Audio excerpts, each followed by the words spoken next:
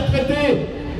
Mais ensuite, toutes les fédérations et la confédération CGT, en l'occurrence, avec plusieurs autres organisations syndicales, mais ça, ce rassemblement, il est départemental à Poitiers. Mais sur Châtellerault, nous ne pouvions pas rester comme ça. Surtout l'actualité nous rattrape avec deux choses. La première, les fonderies du Poitou sont littéralement touchées par un plan social. Les fonderies du Poitou, Saint-Jean-Industrie, Aluminium, aussi sur un cursus. Notre hôpital de Châtellerault, ça veut dire qu'à aujourd'hui, si nous ne défendons pas notre industrie et notre médecine de proximité, qu'allons-nous devenir? Donc à ce jour, on nous fait comprendre que certains salariés sont là depuis 20 ans, 30 ans. Derrière, ils ont l'embavé certainement. Vous pensez bien, on est dans une fonderie. On ne s'amuse pas, hein. Tous les jours, on n'y va pas avec le sourire. Fabriquer au moins cher, au détriment bien sûr des normes sociales et environnementales.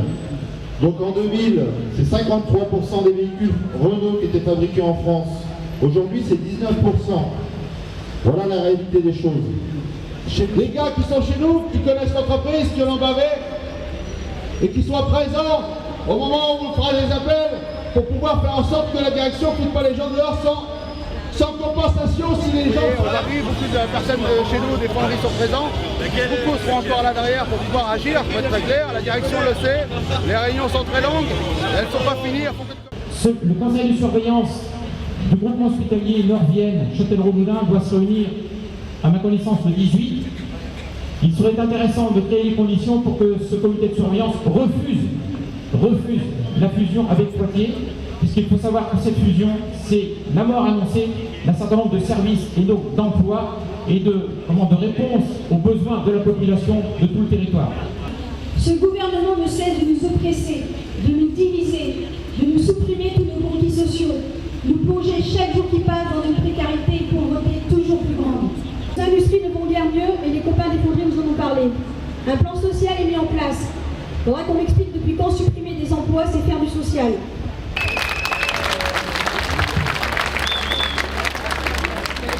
La décision de se passer d'une partie du personnel sous prétexte de baisse d'activité. Ils sont encore debout et bien mobilisés. 4 jours après l'annonce du premier plan social de l'histoire de l'entreprise, les salariés des fonderies du Poitou ont répondu présents. Passé le choc de l'annonce des 103 suppressions d'emplois, ils veulent encore y croire. C'est pas la première fois que les fonderies du Poitou remontent, on va dire, des situations qui paraissent impossibles au départ, et c'est pour ça qu'on compte bien réagir et pas se laisser faire. Colère et sentiment d'injustice, car le plan de sauvegarde de l'emploi intervient quelques mois seulement après une très bonne année 2017. On a tous une maison, on a tous une famille, hein, donc on est un peu dans l'engrenage, on ne sait pas trop où c'est qu'on va.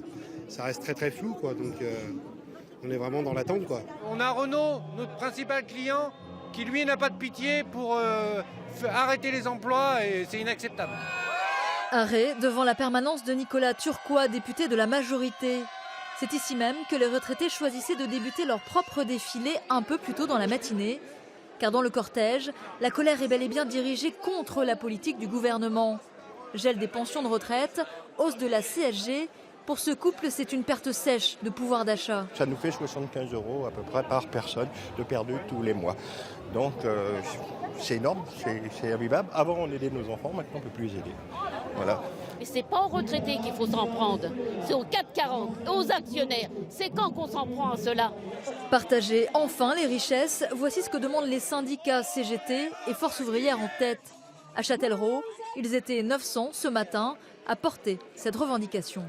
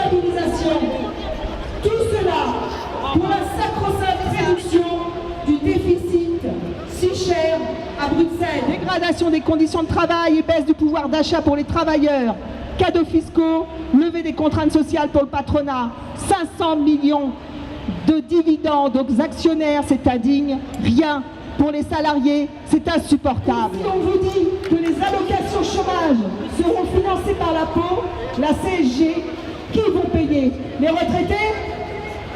À partir d'aujourd'hui, construisons la riposte, amplifions la mobilisation pour nos revendications, pour une augmentation des salaires et des rémunérations, des pensions, des retraites, des minima sociaux, une réelle égalité professionnelle entre les femmes et les hommes, ce qui réglerait le problème des retraites entre nous.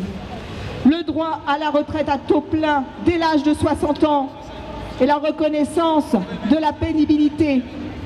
Un service public de proximité, de qualité, accessible à tous et à tous. Tous poursuivons l'action aux côtés des retraités le 18 octobre prochain à 14 h au Clos Gautier pour dire non à la retraite à points.